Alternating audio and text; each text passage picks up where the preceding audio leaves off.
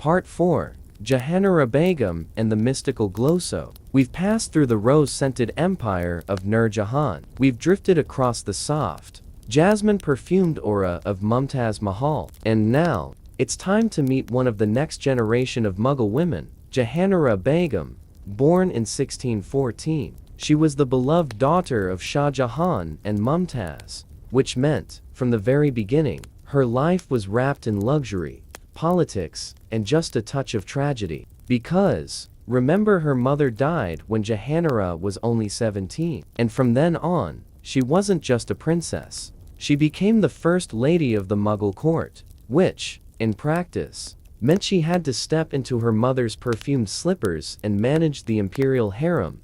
Not exactly your average teenage responsibility, but Jahanara wasn't content to just play house in the palace. She carved out her own space. She became a poet, a mystic, a political player, and of course, a beauty icon. Because in the Mughal world, you couldn't really separate those roles. If you wanted power, you needed presence. And presence required a look.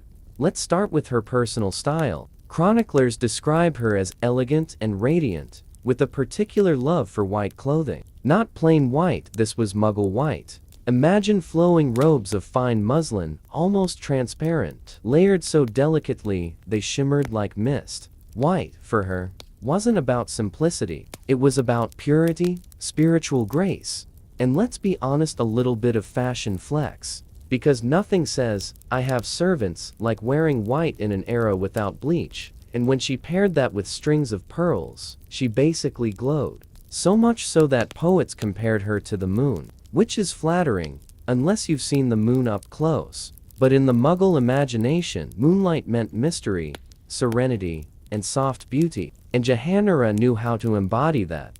Now, her beauty rituals. Unlike Nur Jahan's entrepreneurial empire or Mumtaz's romantic elegance, Jahanara leaned toward the mystical. She was heavily influenced by Sufism, Islamic mysticism, which colored not just her poetry, but her personal habits. Perfume, for example, wasn't just about smelling good. It was a spiritual practice. She burned incense in her chambers, not only to scent her clothes, but to create an atmosphere of contemplation. Frankincense, sandalwood, ambergris, each one chosen for its mood.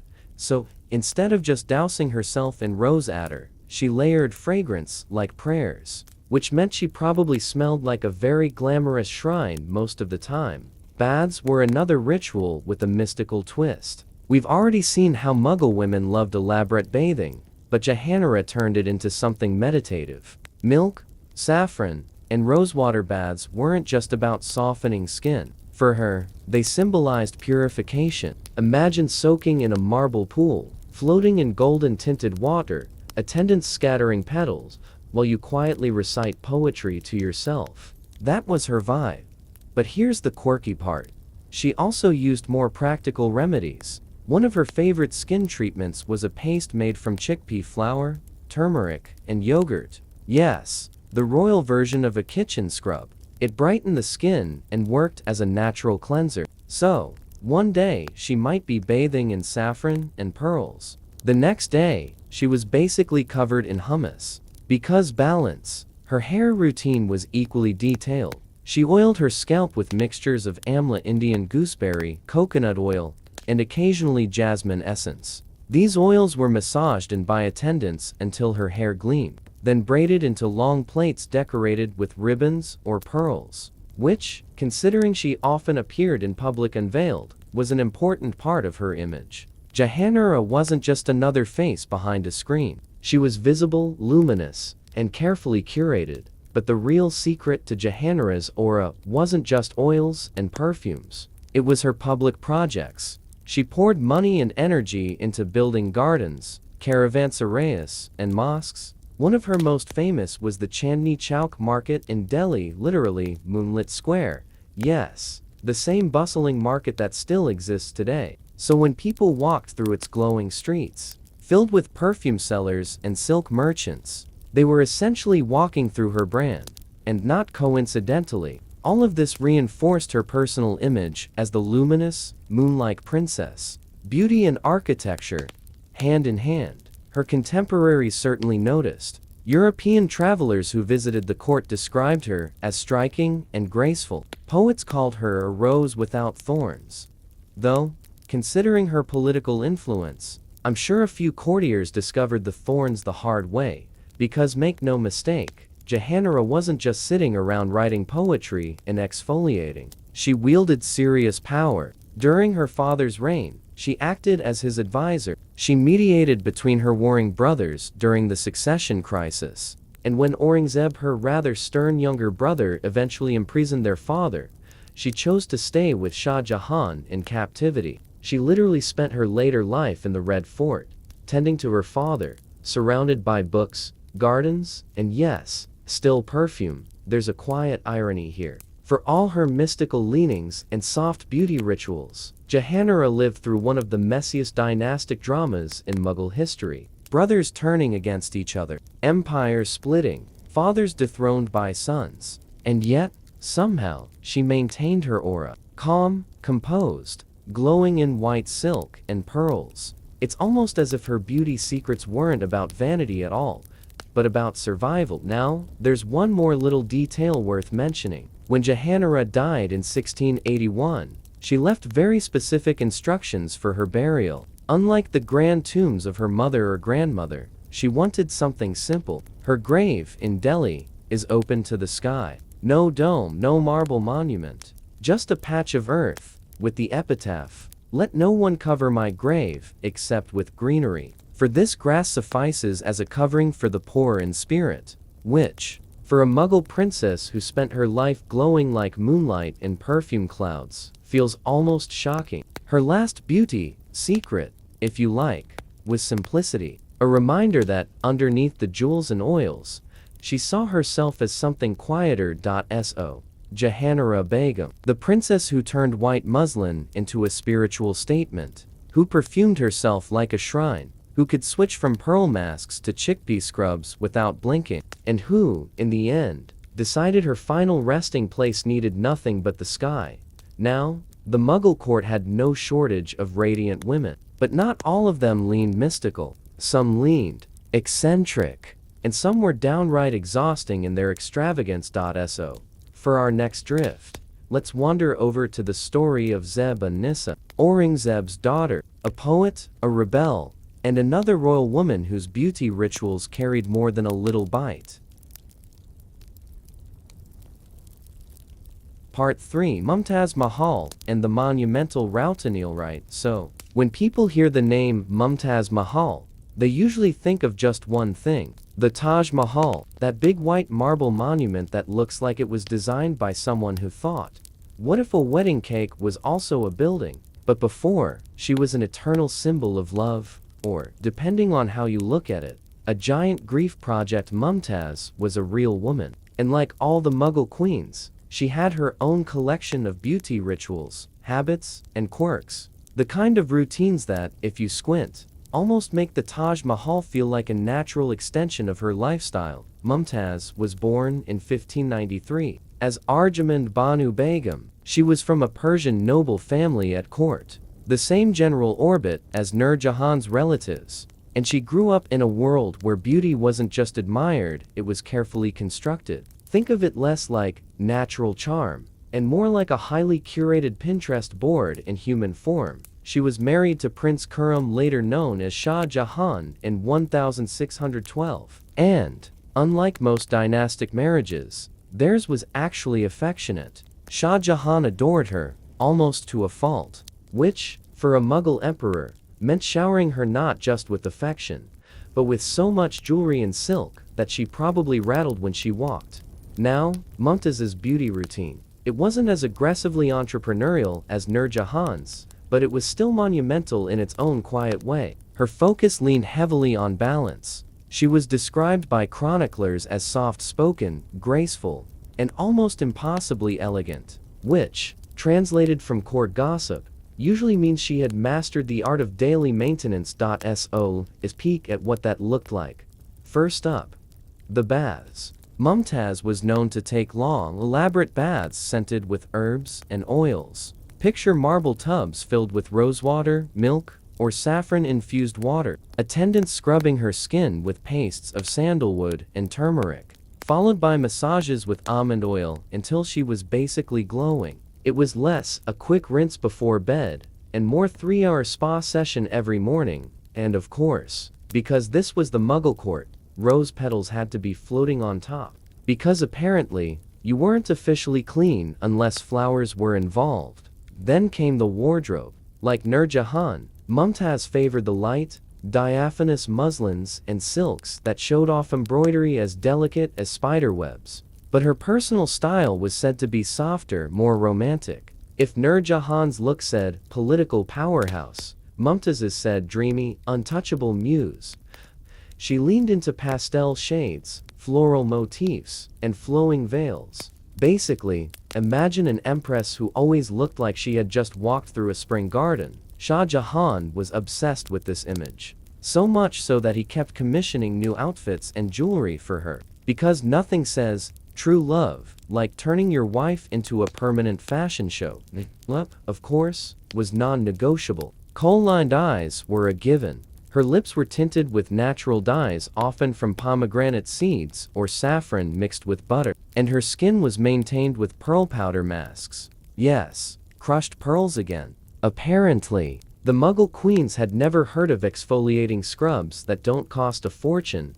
There are even accounts of her attendants preparing daily face masks for her different blends depending on the season. Cooling pastes in summer, moisturizing oils in winter. It was like a 17th century version of a rotating skincare routine, only with fewer YouTube tutorials and more palace servants. Fragrance was another central piece. And if Nur Jahan was the empress of rose attar, Mumtaz was more of a jasmine queen. She loved floral perfumes, especially those that clung softly to fabrics. Her chambers were often filled with bowls of fresh blossoms, so the air itself doubled as a fragrance diffuser. And just to underline the extravagance, some of her wardrobes were perfumed with incense before she even wore them. So when she entered a room, she smelled like a garden wrapped in sandalwood smoke. A sensory experience, if you will. Now, here's where it gets a little bittersweet. Mumtaz wasn't just pampered, she was perpetually pregnant. She bore Shah Jahan 14 children in 19 years of marriage,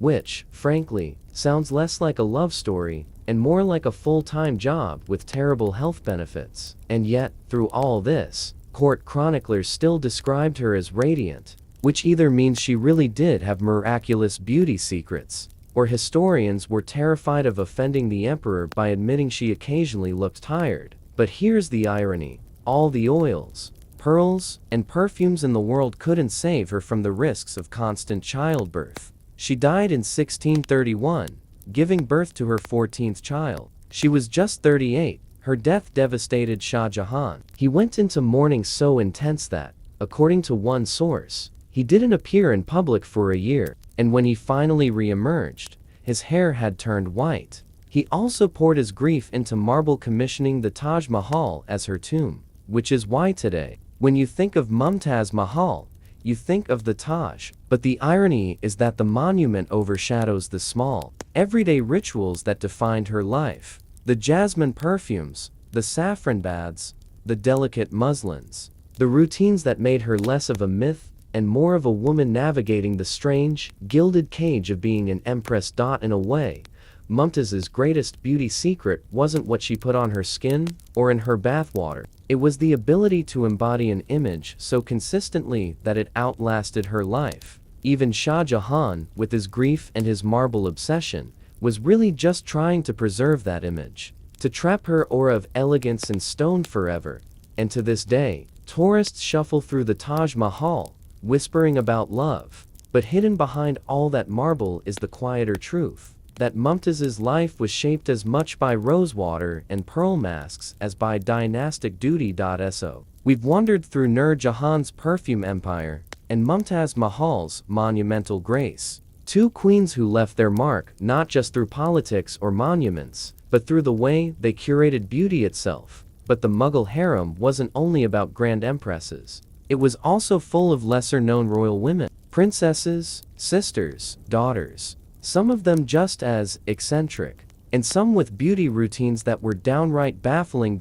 So next, let's float toward one of the empire's most colorful figures, Jahanara Begum, daughter of Shah Jahan and Mumtaz, a woman who inherited not just her mother's elegance, but her own set of quirks, including beauty rituals that blurred into mysticism, but we'll take that step slowly, like drifting into another scented chamber. Part 2: Nur Jahan's Vanity Imperial Rite. So we floated through the general beauty toolkit of the Mughal queen's hair oils, jewel dust facials, rosewater floors. But if we really want to talk about beauty secrets that blurred into statecraft, we have to park ourselves at one woman's feet, Nur Jahan. She wasn't just any queen. She was the Mughal Empire's superstar empress, the Bianca of early 17th century India. Only, instead of releasing albums, she basically redesigned imperial fashion, dictated perfume trends, and occasionally ran the entire government when her husband couldn't be bothered.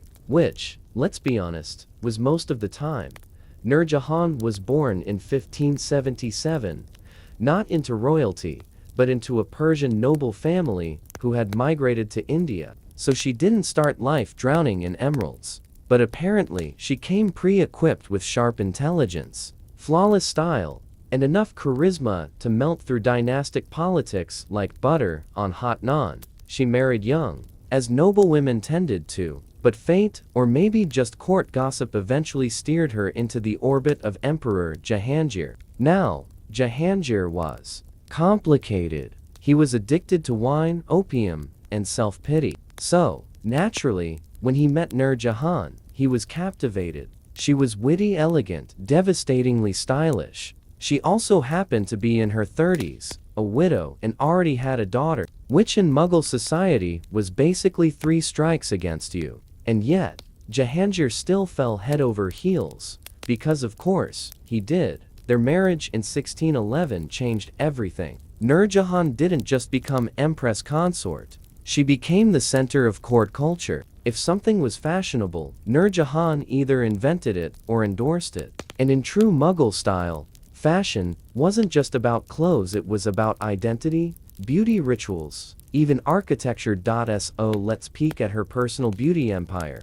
First, clothing. Nur Jahan supposedly introduced new styles of women's dress at court. Fabrics so light they were described as woven air.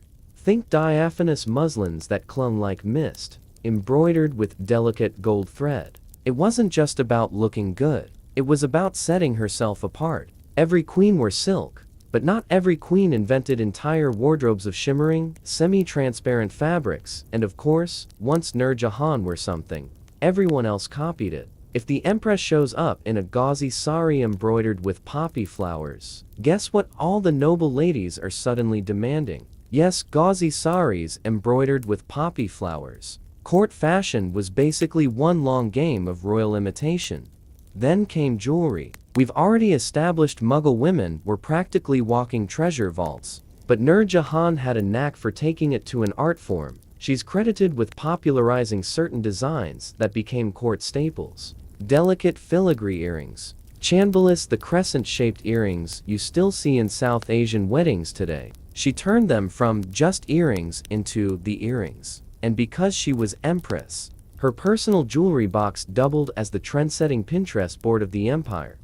But it wasn't just about ornamentation. Jewelry in her world was symbolic armor. Pearls for purity, emeralds for prosperity, and enough diamonds to blind half the courtiers if sunlight hit her at the right angle. Perfume, of course, was another Nur Jahan signature. Remember the rose attar legend? That's tied to her. Supposedly, she noticed oil floating on water where rose petals had been boiling in the sun. Most people would shrug and walk away. She skimmed it off, bottled it, and essentially gave the Mughal court its most famous fragrance. Now, whether she actually invented rose attar or just got good PR, that's debatable. But the important thing is that she was associated with it. So much so that Jahangir supposedly called her the light of the world, not just because he was love-struck, but because she quite literally glowed in a cloud of rose perfume.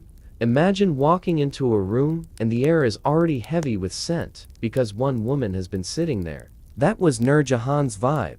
But here's where things get fun. Nur Jahan didn't stop at being beautiful. She industrialized beauty. She set up her own ateliers for textiles, embroidery, and perfume distillation, basically turning her hobbies into industries. So, while noble ladies were dabbing on her recommended coal, Nur Jahan was quietly running a fashion perfumery empire in the background. And yes, she pocketed the profits. She was essentially the first Mughal lifestyle influencer, complete with branding. Her beauty routines weren't just vanity, they were politics. Because here's the secret.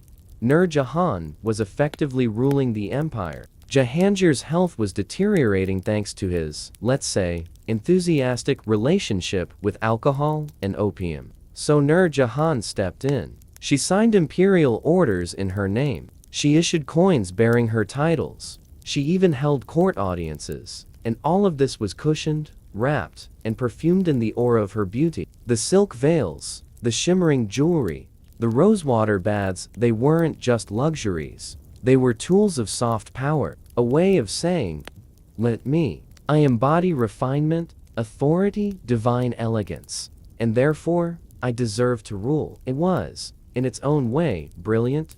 Now, of course, this didn't make her universally loved. Court politics were brutal, and plenty of people resented the fact that a woman worse, a woman who wasn't even born royal, was essentially running the Mughal state. They muttered that Jahangir was her puppet, that her beauty tricks were a kind of sorcery. Because when a woman is too effective, history usually decides she must be bewitched or bewitching. But Nur Jahan didn't care. She just kept doing her thing. Let's pause for a moment on her daily routine, because sources give us little glimpses. And it's fascinating in a kind of sleepy, indulgent way. Mornings started with bathing, not just splashing water on your face. We're talking full ablutions with perfumed oils, herbal infusions, and exfoliating pastes. Think of it like a royal spa session every day. Then, hours of dressing. Layer after layer of gauzy fabrics, embroidered bodices, ropes of pearls. Makeup applied with surgical precision, kohl, saffron, rose bombs. Hair perfumed and braided by attendants. By the time she was ready, half the day was gone. But hey, when you're empress, punctuality is optional. Evenings were for leisure, though leisure meant elaborate entertainments. Hunting parties, music recitals, banquets where the food was as spiced and jeweled as the outfits. And through it all, Nur Jahan radiated the glow of someone who had perfected the art of being seen. One could argue that Nur Jahan's greatest beauty secret wasn't sandalwood paste or rose oil. It was confidence. She knew exactly how to wield her image. She could be soft and perfumed one moment, and politically ruthless the next. She blurred the line between cosmetics and politics until they were the same thing, which, honestly, is still a thing today. Only instead of kohl and pearls, it's power suits and Instagram filters. But, like all Mughal stories, there's a bittersweet drift. Jahangir's health collapsed, wars of succession brewed, and Nur Jahan's grip on power slipped. By the time her stepson Shah Jahan rose to the throne, the same Shah Jahan who later built the Taj Mahal, Nur Jahan was politely sidelined. She spent her later years away from the center of power, tending gardens, and yes, still living surrounded by perfume, and yet, her legend remained. To this day, she's remembered less for her politics and more for her aura. The empress who made beauty into empire, who distilled roses into perfume and turned muslin into mist, who, quite literally, scented history. So, that's Nur Jahan, a woman whose beauty rituals weren't just personal quirks, but instruments of dynasty, and whose strange little secrets from rose attar to filigree earrings still echo in modern South Asian fashion and perfumery. But she wasn't alone. Other Mughal queens had their own eccentricities, and some of them, well, let's just say, every beauty routine aged gracefully. So next, drift gently toward another royal figure, a woman whose beauty obsession was less about power and more about sheer extravagance, Mumtaz Mahal. Yes, the same Mumtaz whose husband built her the Taj Mahal. Turns out, her daily beauty secrets were almost as monumental as the marble mausoleum itself. But we'll save that for our next stretch of the story. Part 1. Strange Beauty Secrets from the Mughal Queenshi. Guys, tonight, Let's do something a little different. Dim the lights, fluff your pillow, and if you're already curled up in bed, perfect. We're not here to rush through battles or memorize dates. No exams at the end. This is the kind of history you're allowed to sleep through. And honestly, with the people we're talking about tonight, you might want to, because Mughal queens were not just sitting around looking regal and tragic in paintings. They had an entire arsenal of beauty routines that ranged from surprisingly relatable to downright bizarre. And when you mix courtly luxury, insane amounts of wealth, and a culture obsessed with refinement, you get some pretty strange self-care habits. So let's drift back very slowly to 16th and 17th century India. Palaces shimmering with marble, perfume wafting through air that's already heavy with humidity,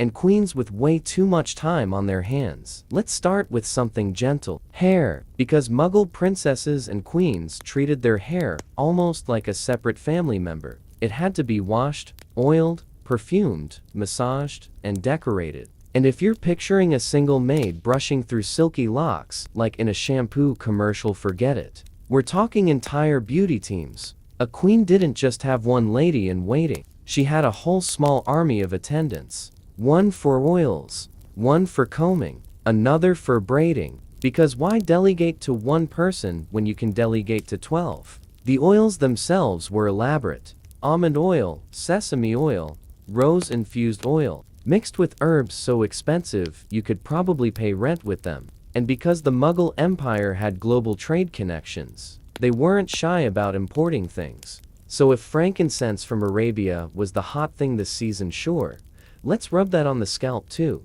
Of course, all this perfumed oiling had one tiny downside. It was sticky. Imagine lying in a bed soaked with silk sheets, your head basically marinating like a luxury kebab. But hey, if you're an empress, you don't have to worry about laundry. And then there was makeup. Now, Mughal queens had a very specific look they were going for. The ideal was pale skin, dark kohl-lined eyes, and lips tinted red. So, basically, Elizabethan England meets Bollywood. For the paleness, they often used sandalwood paste or ground pearls. Yes, actual pearls, crushed into powder and mixed with rosewater. Imagine wearing half a jewelry box on your face because, well, you could. Did it work? Not really, but it did give a kind of ghostly glow in candlelight, which was apparently the vibe. The eyes, though those were serious business. Kohl wasn't just makeup, it was medicinal. At least, that's what everyone said. People believed kohl strengthened vision and protected against the evil eye. So if you were slathering it on thick enough to look like an early Gothic teenager, don't worry, it was for health reasons. And Mughal queens went big with it. Long, dramatic strokes that made the eyes look impossibly wide, which, combined with pale faces, gave them an almost doll-like effect. Some chroniclers described them as enchanting and otherworldly. Others probably thought they looked slightly terrifying, but didn't dare write that down. Let's float now to fragrance. Because if there's one thing Mughal courts were obsessed with, it was smelling good. Perfume wasn't optional, it was an identity. And these weren't your cheap, grab-at-the-airport perfumes. We're talking about adders, distilled essences of roses, jasmine, lavender, or sandalwood. The distilling process itself was elaborate. Copper stills, slow evaporation, droplets collected like liquid gold. And each tiny vial was worth a small fortune. Queens didn't just dab it behind their ears. They practically lived in perfume. They'd scent their clothes, their hair, even the palace walls. There are accounts of marble floors being washed with rosewater. Because why mop with plain water when your empire's treasury is basically overflowing? One queen, Nur Jahan, the ultimate Mughal style icon, was even credited with inventing a new kind of attar from roses. Legend says it happened when rose petals were left out in the sun, and the oil separated on the surface of the water. Nur Jahan noticed, skimmed it off, and boom, rose attar was born. Did she really invent it? Probably not. But the story stuck, because it made her sound glamorous and clever. And who was going to argue with the empress? Now, let's glide into something a little stranger. Skincare. Yes, even centuries ago, people were stressing about skin. And Mughal queens had some creative ideas. They loved face masks, but not the kind you pick up at a pharmacy. Think ground sandalwood mixed with turmeric and yogurt, or saffron blended with milk into a golden paste.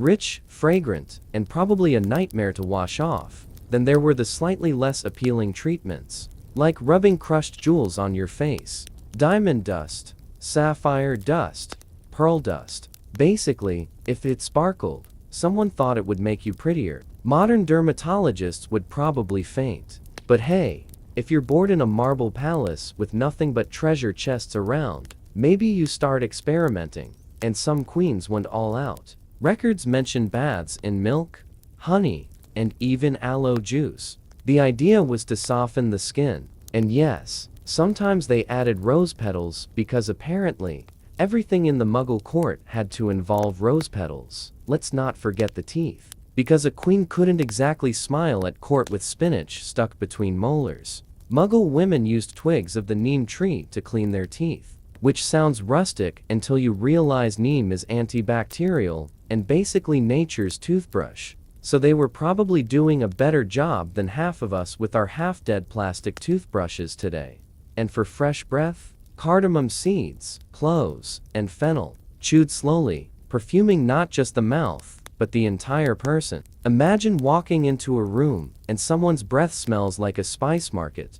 That was the goal. Jewelry. Technically not a beauty secret, but let's be honest, half the glamour came from being decked out like a human treasure chest. Mughal queens were layers of necklaces, bangles stacked up their arms, rings on nearly every finger, and not dainty little pieces either. We're talking emeralds the size of plums. But here's the thing, sometimes jewelry was part of beauty care, like cooling gemstones pressed to the skin in hot weather, or crushed gems in skincare, or even tiny gold threads woven into hairpieces. Because why not add some bling to your braids if you can? And of course, there were the little rituals of luxury. Henna was one. Queens and princesses dyed their hands and feet with intricate designs. Not just for weddings, but for everyday decoration. And because they had professionals doing it, the designs were ridiculously detailed floral vines, tiny birds, geometric patterns. It wasn't just beauty, it was an art form, crawling up your fingertips.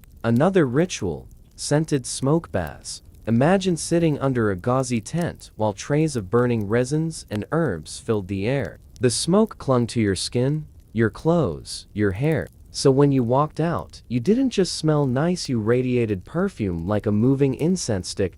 So, what do we do with all this? Mostly, we sit back and enjoy the image of Mughal queens spending hours being oiled, powdered, perfumed, and jeweled. A life so far removed from ours that it's almost comical, and yet, not entirely alien. Because let's be honest, they were just doing an early, royal version of what we do today. Skincare routines, makeup trends, spa treatments, only with slightly more diamonds involved. And we're just getting started, because the more you dig into Mughal court life, the stranger and more extravagant it gets. Next, let's drift toward a queen whose beauty obsession practically turned her into a legend, Nur Jahan herself. The empress who decided that if the empire wasn't glamorous enough, she'd personally fix it. But before we get there, let's take a slow breath. Because in Mughal history, the perfume is strong, the face masks are sticky, and the beauty secrets, well, they're just getting weirder.